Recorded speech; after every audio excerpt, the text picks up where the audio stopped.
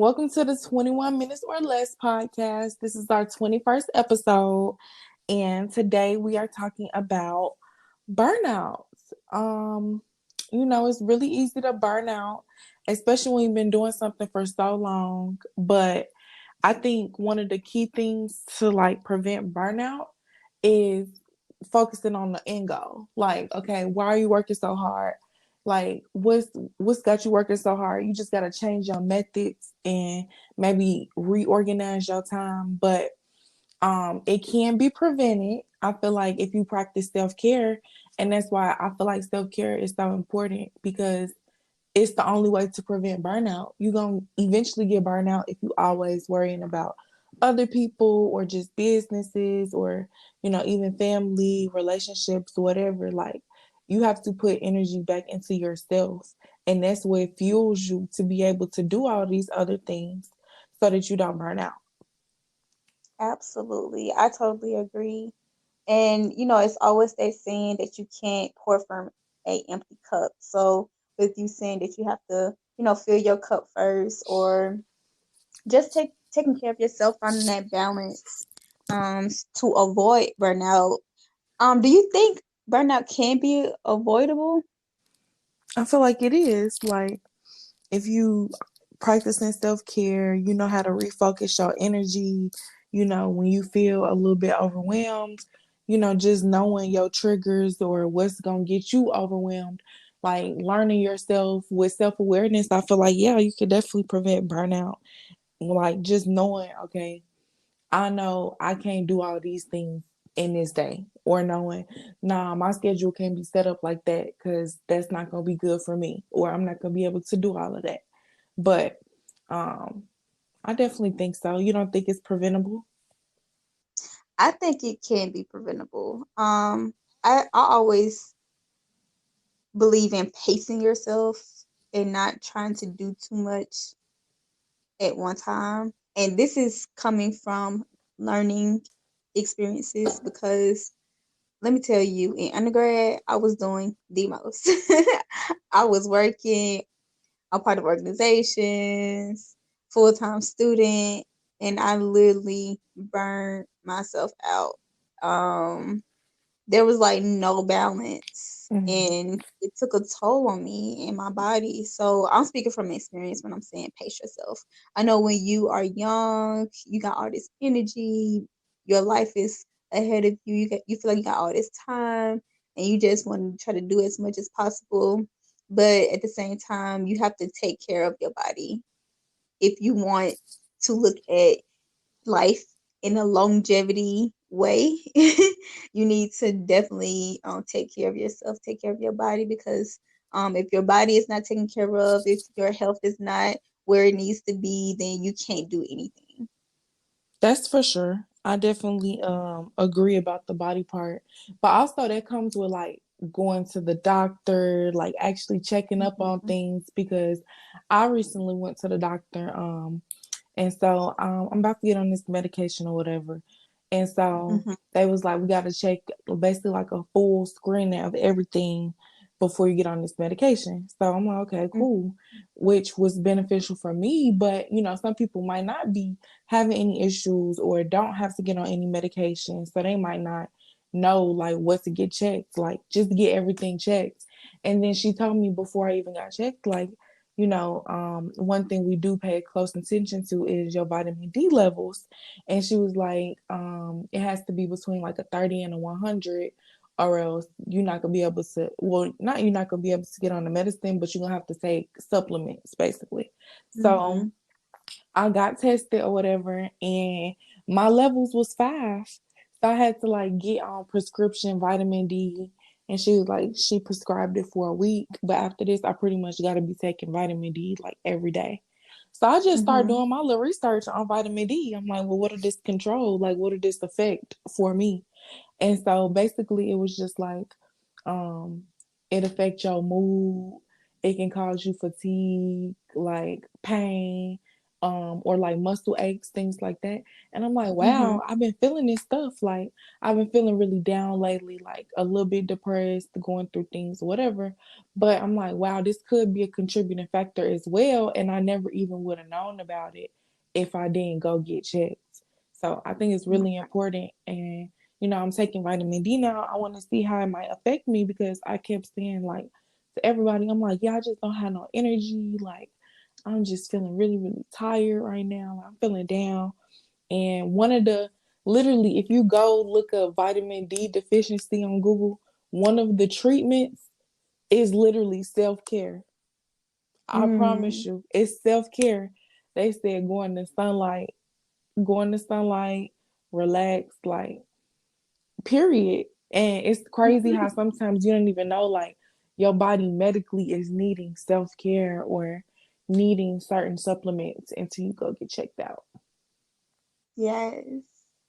I heard a saying that our bodies are almost like a plant. Like we need the water, we need sunlight, we need nourishment, we need to plant our feet in the soil every now and again, just to feel the earth between our toes. We just need to, because do those things because at the end of the day we are one with the world and the environment. I know we try to separate ourselves sometimes because we are human, we have a consciousness, but at the end of the day we are one with our planet. And I think if we can kind of get back to that as well, that would definitely go into the self-care, taking care of our environment, taking care of ourselves. Yes, like we literally, us and the plants need each other to live. Like, I think we get Mm-hmm. them oxygen or we get them carbon dioxide, they give us oxygen or something. So, like, we literally need to be outside, like, to help the world keep growing. And also, that's really good for mental health as well because like I said, just the vitamin D from the sun, that's really, really healthy. But then also just being outside for like 10 to 20 minutes a day, it can just help your mood. And I notice I feel better when I'm outside. Like sometimes you'll be in the house, especially during quarantine. I think it's so important because we is locked up right now, or we might not have a lot of reasons to go outside, but it's like you gotta find those reasons. Like for me, I start walking to my mailbox. Like it ain't a long walk at all, but it's like enough to just get outside for the day instead of driving or wait until I go outside to just drive past it. Like just being intentional about getting outside, getting some fresh air, getting some sun. It's like I'm killing two birds with one stone. I'm getting outside and I'm also getting the sun if the sun is shining that day. So you get your, vitamin C, your energy, your mood up. Like it just all around helps your mental health. Yes, definitely. Definitely getting your mind right is important. Um, like you said, taking in that fresh air, doing deep breathing, meditating, doing physical fitness like yoga and stretching and things like that. I think that all play a role when it comes to self-care. I know when we think about self-care, we often just think about, just getting a massage, getting our hair done, getting our nails done and things like that. But physically taking care of your body, watching what you eat, watching what you drink, just making sure your body have all the nutrients. That's self care as well. For sure. Um, Definitely, just definitely. Like, I think that's one thing I've been trying to be more like mindful about. Like physical and mental health relationships and the intersectionality of both of those things. I think that's something I've been really big on lately. Hmm. But also you gotta learn like when those things is connected, that don't mean just because, oh, when I'm eating good stuff, I feel good.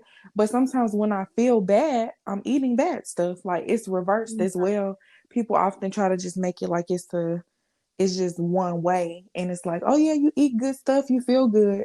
But also when you don't feel good, you're not going to eat good stuff. So it's all related. When you have to find other ways to make your mental health better to where you feel like eating better again. And that's like one thing I had to do recently. Like when I'm down, I don't want to cook. Like again, it's all connected. So if my energy is low, I'm not gonna feel like cooking. I'm not gonna feel like being bothered with washing the dishes afterwards. Like I'm gonna want to eat out more. But it in turn comes all back around. It's a cycle to that food isn't gonna help me necessarily feel better. So it's like, how do you find that balance between I don't feel like physically cooking because I don't feel good because of my mental health reasons, but then also I know this is going to be beneficial to me in the end. And I think that's why I said earlier, like one of the biggest ways to prevent burnout or help your mental health is to just remember your why. Like remember that you're Mhm. doing something that's going to benefit you in the end, no matter how hard it might be to get up and cook or whatever. And then also find alternatives. Like you might think, oh well, you got to be eating healthy, that means I got to cook. Like no, if you're going to go out, just get something that's a little bit healthier. Maybe Subway or some vegan spots or whatever. It's about learning different ways to combat all the excuses you can give yourself or the challenges or barriers that come up by finding ways to just overcome them before they even come up. Absolutely. Because I think we are becoming so awake and conscious of, what we eat and what we put in our bodies. A lot of vegan places are popping up everywhere. Even if you can't grab some food, you can always grab a smoothie to Mm-hmm. give you what you need and things like that. Another thing that I think is important when it comes to self-care is decluttering. I feel like if your environment is cluttered, it's almost like a representation of your mind, like your mind is cluttered. If Mm-hmm. that makes sense. That And it's kind of definitely makes like sense. it's like in order to get your mind decluttered, you have to declutter your environment. Make sure your space is clean. Make sure things are in order, things are organized. Because then your mind will kind of feel the same way in a sense. How do you feel about that?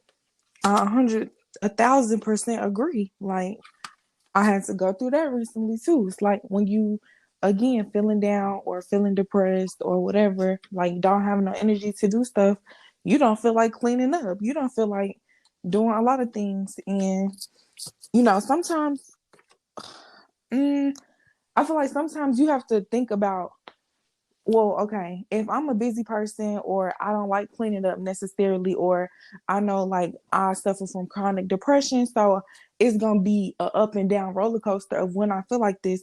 Again, that comes to finding different ways to overcome that before it even comes up. So for me, I realized I want a cleaning service. Like it's people who clean up. This their job. Like they like or are willing to do this. Like maybe I should just hire a cleaning service that come in. It don't have to be often, like once a week. It could be once a month, but that'll just help me have one less thing on my mind and help me to be able to like declutter my environment without necessarily me having to do it. So it just Mhm. you got to think about your priorities and um just like what's important to you, what's self-care. Like for me, that's self-care, not having to worry about decluttering my environment, but also just the fact that I don't have to have it decluttered. Like yeah, I could do it myself, but I know that's not something I always feel like doing, but I know I still need to do it even when I don't feel like doing it. So why not pay someone? And it's something that it's a self-care expense in my eyes. So you got to think about like what's ways to overcome stuff and find ways to just still incorporate self care and what you need to do to feel better. Yes, because it's like that's one less test you have to worry about. That's one less thing you have to check off on your to-do list because it's taken care of by Yes. outsourcing those things. And it's gonna feel more stressful when you constantly mad at yourself that you're not doing it. Like if you don't have, if you don't feel like cleaning up or you know how to clean this house or whatever, you gonna feel constantly every time you in it like, oh my gosh, I should be cleaning up. But then you don't feel like doing it, so you're gonna be mad at yourself. And it's just a vicious cycle. It's like don't even be hard on yourself about it because it's plenty of people who don't like to clean up. Like find ways to navigate that.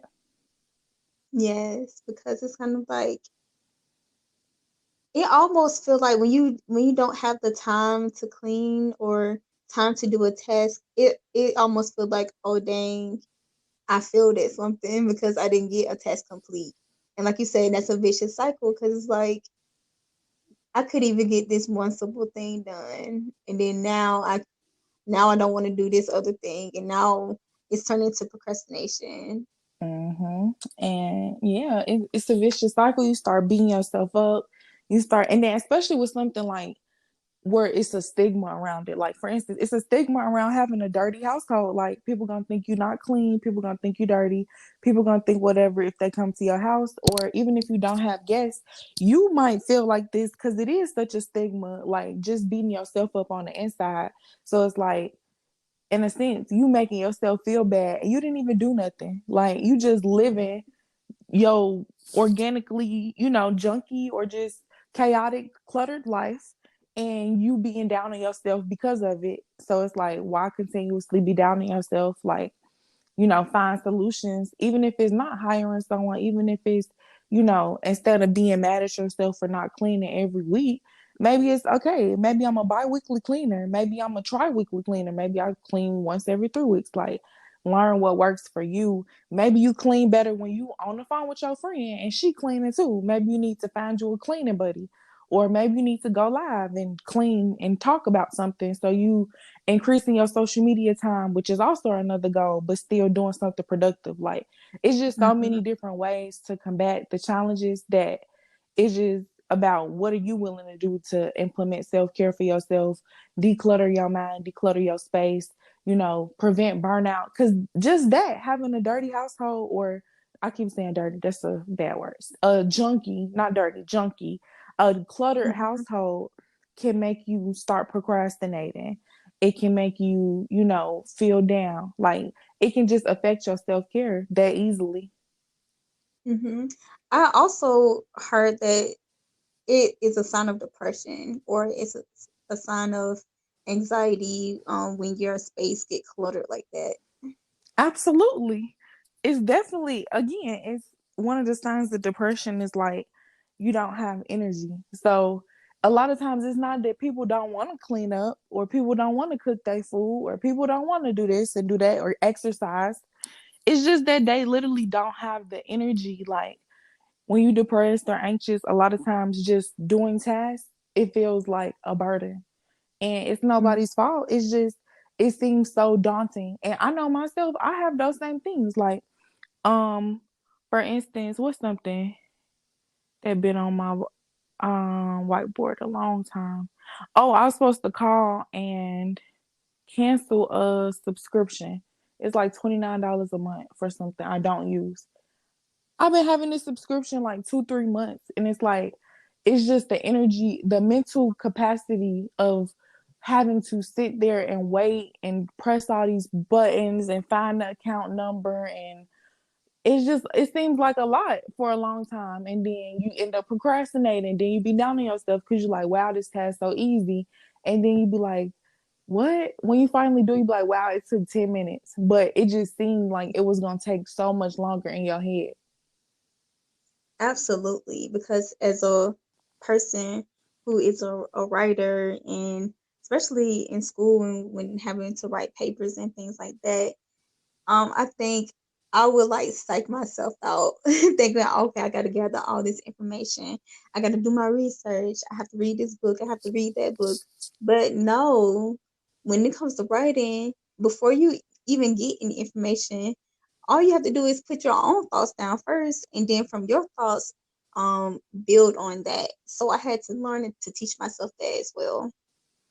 Absolutely. And as someone who's a professional essay writer, 100%, like a lot of times it can be in the brain, like that you just don't feel like it's gonna be as quick as it might take. And a lot of times Mhm. we're wrong. And I know me, I had to, and it just comes with practice and learning yourself, but I had to learn to gauge, like, I could tell how long it's gonna be for me to do an assignment before I do it. So I only Mhm. give myself that amount of time. Like, I know if it's a 3 page paper, I could type 3 pages in 1 hour. I know if it's Mhm. a 1 page paper, 2 page paper, I don't even need a full hour. So it's like, I'm gonna schedule accordingly. Like I might start on the paper maybe like 5 hours before it's due. But it's like I know I have plenty of time. For other people, that's last minute. For me, that's plenty of time because I know how much time it's gonna take me. So it's about learning yourself, because for other people, they might be burnt out trying to type this paper and it's their worst work. But for me, it's gonna be my best product. And if I was to try to start it a week earlier, I probably wouldn't have been able to even sit down and do it. So it's just Mhm. about learning yourself and learning what works for you. Absolutely. I think we dropped some gems this episode, or talked about some things that people go through on a daily basis. Is there anything else you would like to add before we wrap up our 21st episode? No, I think we gave them some gems. Make sure y'all go follow our Instagram page and Facebook page at 21 Minutes or Less. And go follow our YouTube and subscribe. 21 Minutes or Less podcast. And then go to our personal pages. Mine is at Keisha Milana. And mine is Miss Butterfly 21 MISS. And we'll see you on the next episode. All right, bye.